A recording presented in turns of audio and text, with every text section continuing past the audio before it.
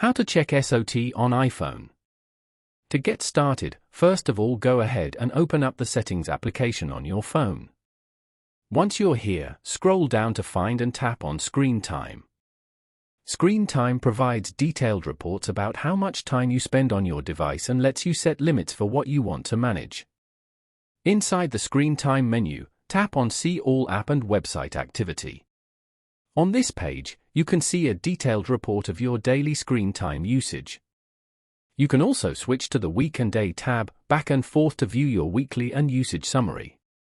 Here, you'll see a list of your most used apps for the day, showing exactly how much time you've spent on each one by showing their categories or apps and websites.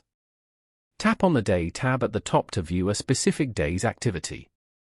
Here you can see your total screen time for the day, usage graphs, most used apps, and the number of pickups. Following these steps, you can easily check SOT on an iPhone.